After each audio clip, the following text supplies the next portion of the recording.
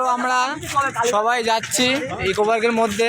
সব আমাদের দর্শক মানে আমাদের বন্ধু বান্ধব সব এর মধ্যে আছে, বুঝলে?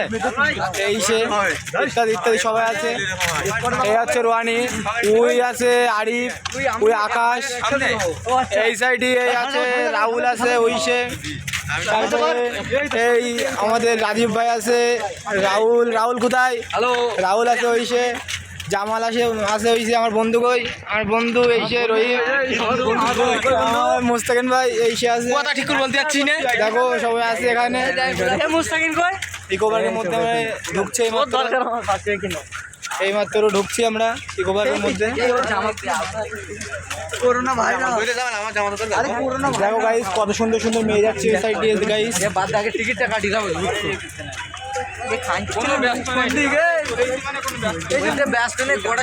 দেখ একবার ইকো পার্কে আমার বন্ধু, আমার এই বন্ধুরা ইকো পার্কে মুখ খুঁজে পাচ্ছে না এইমাত্র। ঠিক আছে, এটা আপনি বলে দেন কোন সাইডে মুখ হতে পারে ইকো পার্কে। গেলেই হলো।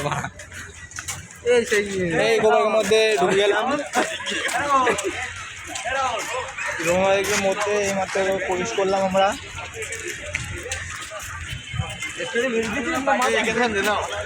দেখ শুধু এদিকে স্টোরি কি হচ্ছে, দেখ এদিকে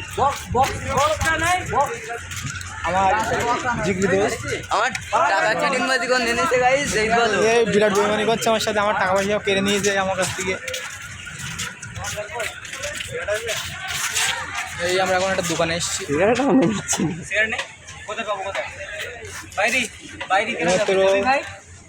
রাহুল সিগারেট করতে আসছে, রাহুল দোকানে সিগারেট পালো না, ওইখানে একটা সিগারেট করতে আসছে, পালো না সিগারেট। খানিকজন টিকিট ধারে লাগবে দাদা। তো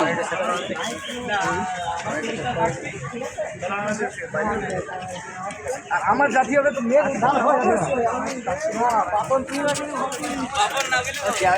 টিকিট কাটে। আরে আরে ভাই একটু হাই করতাম নাকি? হাই গাইস, আমরা ইকো পার্কে আসলাম। এই বাবা সুদি এই মাত্র দিয়ে 13 বার হলো ইকো পার্কে আসলাম আমরা। এই গাড়িতে আমরা কথা বলছিলাম। দেখুন গাইস সবাই আছে গাইস এখানে, কত লোকের ভিড় আছে এখানে,